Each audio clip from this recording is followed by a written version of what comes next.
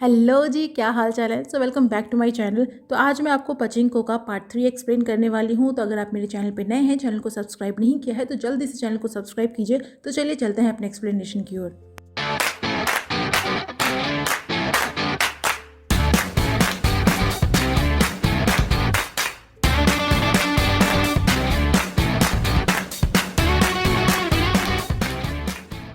Episode 3 की start में सुंजा को देखते हैं जो अपने डेली वर्क में बिजी होती है, बट आज उसकी तबीयत कुछ अच्छी नहीं थी। उसे हर स्मेल से वोमिटिंग आ रही थी और उसे लगता है कि शायद वो प्रेग्नेंट है।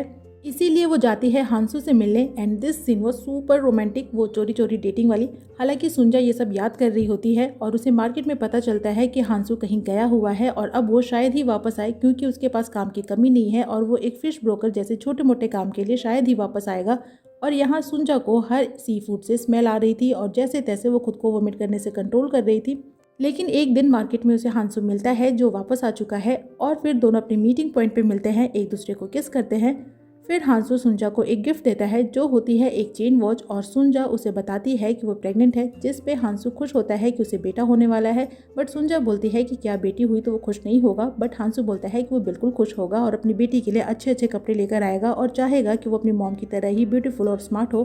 तो सुंजा उसे जल्दी से उसकी मॉम से मिलने को बोलती है ताकि वो लोग शादी कर सके, बट हांसू शादी से मना करता है और बताता है कि उसकी ऑलरेडी एक फैमिली है ओसाका में, उसकी 3 बेटियां हैं। उसकी शादी लव की वजह से नहीं हुई है बल्कि ये एक तरीके का एग्रीमेंट है। बट सुंजा चिंता ना करे, वो उसका, उसकी मॉम का और उनके बेबी का हमेशा ख्याल रखेगा और शादी ज़रूरी नहीं है, उनका साथ रहना ज़रूरी है, वो हमेशा साथ रहेंगे और उन्हें और भी बच्चे होंगे। बट सुंजा हैरान होती है और उसकी बात से एग्री नहीं करती है। बट फिर भी हांसू उसको समझाने की कोशिश करता है कि उनके जैसे लोग इस दुनिया में ऐसे ही सरवाइव करते हैं और मैं इसको समझाना नहीं बल्कि एक तरीके से एहसान जताना कहूँगी, क्योंकि उसका कहना होता है कि आजकल के टाइम में जहाँ बच्चों को ये नहीं पता कि वो कब तक जिएंगे, लड़कियाँ एक टाइम के खाने के लिए खुद को बेचने को रेडी हैं, घर के बूढ़े बुजुर्ग अपने जान दे रहे हैं ताकि बच्चों को खाना कम ना पड़े, वैसे टाइम में वो उसको सब कुछ दे रहा है।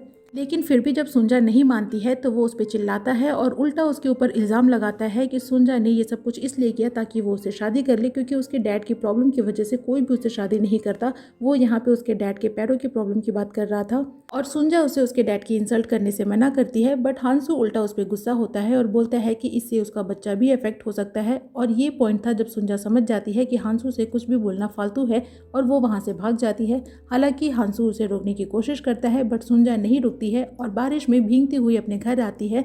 और इससे पहले कि वो अपनी मॉम को सारी सच्चाई बताती, वहाँ एक स्ट्रेंजर आता है और आते साथ ही बेहोश हो जाता है। वहीं 1989 में जब सुंजा अपनी सिस्टर इन लॉ को उठाने जाती है तो उसे पता चलता है कि अब वो इस दुनिया में नहीं है। और फिर उनके लास्ट रिचुअल्स होते हैं और उनके एशेस को घर लाया जाता है। और जब सोलोमन सुंजा को एशेस को उनके फैमिली फोटोज़ के साथ रखने को बोलता है ताकि वो फैमिली के बीच में रहें, तो सुंजा मना करती है और कहती है कि ये बहुत ही ऑब्वियस होगा। और फिर तभी वहाँ पे एक आदमी आता है जो कि होता है कोरिया से और सुंजा उसे इंट्रोड्यूस करती है और बताती है कि वो एक पास्टर है जिसका नाम है री, जो वहाँ पे चर्च में रहने वाला है 1 महीने के लिए। और फिर री और सुंजा उसके सिस्टर इन लॉ के बारे में बातें करते हैं और सोलोमन दोनों को अजीब तरीके से घूरता है। और ली सुंजा से उसकी सिस्टर इन लॉ के एशेस को फैमिली फोटोज के साथ रखने को बोलता है और सुंजा तुरंत एग्री करती है। एंड सोलोमन वाज लाइक, अभी मैंने बोला तो नहीं मानी, ऐसे कौन से हीरे जड़े हैं इस री में जो उसकी बात मान गई। वेल, मेरा रिएक्शन भी यही होता। फिर सभी को प्रे करते देखते हैं और सोलोमन तो बस सुंजा और री को घूरे जा रहा था। फिर हम सुंजा को देखते हैं जो अपनी सिस्टर इन लॉ की बिलोंगिंग्स को समेट रही थी और सोलोमन उसे थोड़ी देर के लिए आराम करने को बोलता है। बट सुंजा उसे उसकी चिंता ना करने और वापस टोक्यो जाने को बोलती है। बट सोलोमन बोलता है कि टोक्यो जाकर भी कोई फायदा नहीं क्योंकि उसकी डील फेल हो गई है, जिस पे सुंजा हान ग्युमजा के इस फैसले पे शॉक होती है और कहती है कि उसे इतनी अच्छी डील मिली थी, उसे अपने बच्चों के लिए इसे एक्सेप्ट कर लेना चाहिए था। और वैसे भी घर क्या होते हैं, ईंट और पत्थर ही तो होते हैं। तो सोलोमन उसे अपने साथ टोक्यो चलने को बोलता है ताकि वो हान ग्युमजा से बात करे और उसकी डील करवा सके। और नेक्स्ट डे वो सुंजा के साथ आता है हान ग्युमजा के घर पे और यहाँ पे सुंजा और हान ग्युमजा आपस में बहुत बातें करती हैं अपने टाइम की, अपने देश की। और हान ग्युमजा बताती है कि उसे पढ़ने का शौक था बट अपने टाइम में वो पढ़ाई नहीं कर पाई, इसीलिए अब वो स्कूल जाती है और अभी वो ग्रेड 6 में है और अपने सर्टिफिकेट्स दिखाती है और उन्हें खाने के लिए राइस भी देती है। और वो राइस सुंजा जैसे ही खाती है वो समझ जाती है कि वो चावल उसकी कंट्री यानी कि कोरिया में उगाई गई है। हालांकि सोलोमन इसे नहीं समझ पाता है तो वो उसे उनके यहाँ उगाए चावलों की क्वालिटी बताती है और बताती है कि उनके टाइम पे ये चावल लग्जरी थे, बट आज के टाइम पे वो लोग ऑलमोस्ट हर मील में ये चावल खा सकते हैं। और हान ग्युमजा बोलती है कि अब की जनरेशन इस बात को नहीं समझ सकती है, उन लोगों को उनके ही उगाए चावल नसीब नहीं होते थे।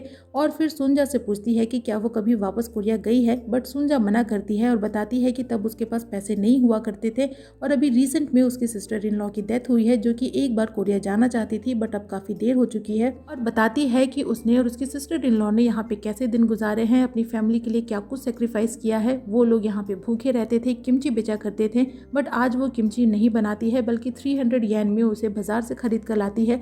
इतने पैसे उसे अपनी पूरी किमची बेचकर मिलते थे, बट आज के टाइम पे उतने पैसे में वो एक किमची का जार खरीद कर लाती है और अपने टाइम को याद करके रोने लगती है।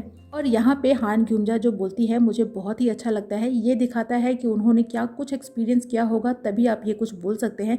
वो बोलती है कि सुंजा के आंसू की रिस्पेक्ट होनी चाहिए, उसने ये आंसू कमाए हैं, यानी कि उसके आंसू गवाह हैं उन दिनों के जो उसने देखे हैं, जो कुछ उसने बर्दाश्त किया है और कभी तो उन्हें बहना ही था।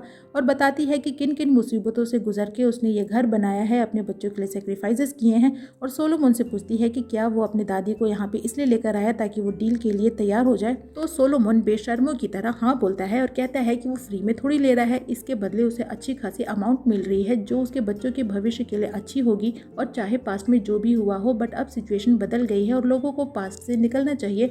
और हान ग्युमजा उसे पूछती है कि क्या सच में उसे ऐसा लगता है कि सिचुएशन बदल गई है, जिस पे सोलोमन हाँ बोलता है, वो भी जापानीज में। मतलब ये लड़का क्यों नहीं समझ रहा है, ये लड़का हम सबको यानी कि सोलोमन हम सबको रिप्रेजेंट करता है, जो हम ये भूल चुके हैं कि हमारे ग्रैंड पेरेंट्स ने क्या कुछ सहा होगा, क्या सिचुएशन देखी होगी और हमारे लिए रास्ते बनाए हैं जिस पे हम आज आराम से चलते हैं और उनके सेक्रीफाइसेस को नज़रअंदाज करते हैं। उन्होंने हमारे लिए अपना कल भी सेक्रीफाइस कर दिया और आज हम उनसे कहते हैं कि वो अपना आज भी सेक्रीफाइस कर दे और वो भी हमारे ही लिए। ये सेल्फिशनेस है। हम ये चीज़ क्यों नहीं समझ पाते हैं कि हमारे पेरेंट्स ने, हमारे ग्रैंड पेरेंट्स ने हम लोग के लिए क्या कुछ किया है। जो चीज़ आज हम आराम से लग्जरी उठाते हैं, जिन चीज़ों की हमें बिना मेहनत किए मिल जाती है, किसी टाइम पे हमारे फोर फादर्स के लिए वो चीज़ कितनी मुश्किल होगी। ऐसा नहीं है कि वो गरीब थे या उनके पास था नहीं, उनके पास था, मगर वो अपनी चीज़ों को अपने हक से यूज़ नहीं कर पाते थे, उनको वो चीज़ मिलती नहीं थी। जैसे कि इन्होंने कहा कि उनको चावल वो खुद उगाते थे मगर उनको खाने को नहीं मिलता था। ऐसी सिचुएशन हमारे यहाँ इंडिया में भी हुई है और मुझे नहीं लगता कि मुझे ये आपको बार बार रिमाइंड कराने की ज़रूरत है, आप खुद भी समझ सकते हैं। ऊपर से सोलोमन का उनको हाँ बोलना, वो भी जापानीज़ में, मतलब जिस चीज़ ने उनसे उनका सब कुछ छीन लिया, तुम उसी का गुणगान कर रहे हो, कुछ तो शर्म करो। और वापस जाते टाइम सुंजा सोलोमन को बोलती है कि हान ग्युमजा उसी घर में अपनी आखिरी सांसें लेना चाहती है, तो क्या सोलोमन बिना उसे तंग किए बड़ा आदमी नहीं बन सकता है। तो सोलोमन मना करता है और बोलता है कि यही उसका काम है, यही उसकी रोजी रोटी है। वाओ, टाइम लोगों को कितना बदल देती है। वैसे हर टाइम में ऐसे लोग होते ही हैं, ये अपने टाइम का हांसू लग रहा है मुझे। उल्टा बोलता है कि हान ग्युमजा को इतनी अच्छी डील मिल रही है, उसे अपने बच्चों के लिए इस डील को एक्सेप्ट कर लेना चाहिए। तो सुंजा बोलती है कि हर बार वही लोग सेक्रीफाइस क्यों करे, नेक्स्ट जनरेशन भी तो सेक्रीफाइस कर सकती है ना। और सोलोमन यहाँ पे बच्चे की तरह जिद करता है और कहता है कि ये सब कुछ उसके नहीं पता, वो उसके री के जैसा स्मार्ट नहीं है। तो सुंजा बोलती है कि अब इन सब के बीच में री कहाँ से आ गया, वो बस री जैसे किसी इंसान को जानती थी, इसीलिए वो उसको अप्रिशिएट करती है और वहाँ से चली जाती है। नेक्स्ट डे सोलोमन जब ऑफिस आता है तो टॉम उसे बताता है कि हान ग्युमजा डील के लिए मान गई है और उसे कॉन्ग्रेचुलेट करता है और टीम को पार्टी करने को बोलता है। और नाओमी सोलोमन को बोलती है कि उसे पहले लगा था कि वो फेल हो जाएगा, बट उसने कर दिखाया। और तभी सोलोमन को कॉल आती है अगेन हाना की, और सोलोमन बताता है कि उसने एक डील फाइनल की है और ऑफिस में सभी पार्टी कर रहे हैं। और हाना बोलती है कि वहाँ बहुत से ऐसे लोग होंगे जो उसके सक्सेस से जेलस होंगे। वैसे उसे अमेरिका भेजना फालतू नहीं गया और वो चाहती है कि वो आगे भी सक्सेस पाए, बट इन सब में वो बहुत कुछ खो चुका है। और सोलोमन उसे मिलने को पूछता है, बट हाना मना करती है और खांसने लग जाती है। बट इससे पहले कि सोलोमन उसे कुछ पूछ पाता, टॉम वहाँ पर आता है और कॉल कट कर देता है और उसे अपने साथ सेलिब्रेट करने ले जाता है। वहीं पास्ट में देखते हैं कि सुंजा की मॉम एक डॉक्टर को बुलाती है उस स्ट्रेंजर को चेक करने के लिए, क्योंकि उसे फीवर था। और डॉक्टर बताता है कि वो कह नहीं सकता कि स्ट्रेंजर बचेगा या नहीं, और वो कौन है, कहाँ से आया है, ये जानने के लिए वो लोग उसकी बिलोंगिंग्स चेक करते हैं, जिसमें उन्हें एक लेटर मिलता है जो उसने अपने पेरेंट्स को लिखा था। और उससे उन्हें पता चलता है कि उसका नाम इसाक है, जो कि एक क्रिश्चियन है और ओसाका जाने वाला है। और डॉक्टर सुंजा की मॉम को बताते हैं कि उन्हें इसाक को तुरंत वहाँ से भेज देना चाहिए, क्योंकि उसे ट्यूबरक्लोसिस है और इसीलिए अपनी बेटी और बाकी बोर्डिंग मेंबर्स की हेल्थ के बारे में सोचना चाहिए। बट सुंजा की मॉम बोलती हैं कि वो रात भर के लिए उसकी कंडीशन को चेक करेंगी और सुबह कुछ डिसाइड करेंगी। और नेक्स्ट डे वो देखती हैं कि इसाक का फीवर उतर गया है और बाद में सुंजा उन्हें बताती है कि वो प्रेग्नेंट है, जो सुनकर उसकी मॉम उससे पूछती हैं कि क्या किसी ने उसके साथ ज़बरदस्ती की है, बट सुंजा मना करती है और हांसू के बारे में भी उन्हें नहीं बताती है, बस ये बताती है कि वो शादी के लिए रेडी नहीं है, जिस पे उसकी मॉम उससे डिसअपॉइंटेड होती हैं और कहती हैं कि उन्हें लगता था कि उनकी बेटी समझदार है, बट अब उसकी इस गलती की वजह से लोग उसे और उसके बच्चे को आउटकास्ट कर देंगे। और ये सारी बातें इसाक भी सुन रहा होता है, जो बाद में सुंजा की मॉम को बताता है कि वो एक लेटर पोस्ट करने के लिए मार्केट जा रहा है, बट सुंजा की मॉम उसे अकेले मार्केट नहीं जाने देना चाहती थी, इसीलिए वो उसे सुंजा के साथ जाने को बोलती हैं। बाद में सुंजा और इसाक को मार्केट में देखते हैं और जब हांसू उन दोनों को एक साथ देखता है तो बहुत ही जेलस होता है एंड आई लाइक दैट।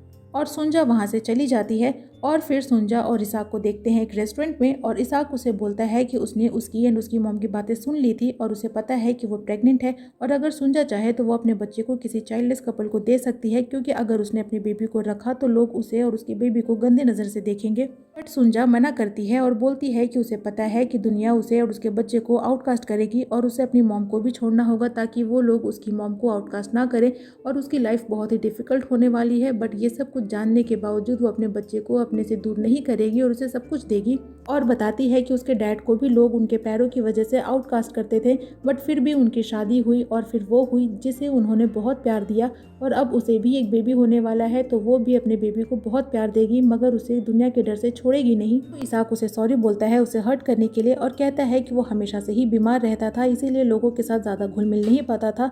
उसने जो कुछ भी सीखा वो किताबों से सीखा और इसीलिए लोगों के साथ उसका एक्सपीरियंस बहुत कम है और ऐसी बात कर गया।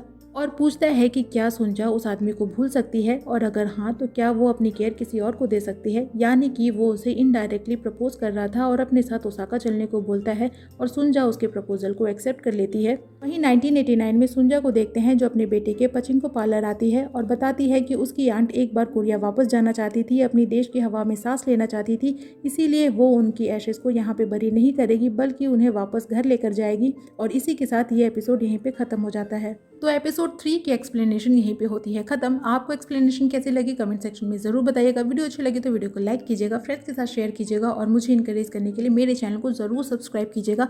मैं आपसे मिलूंगी नेक्स्ट वीडियो में नेक्स्ट एक्सप्लेनेशन के साथ, तब तक अपना खूब सारा ख्याल रखिए। सायोनारा।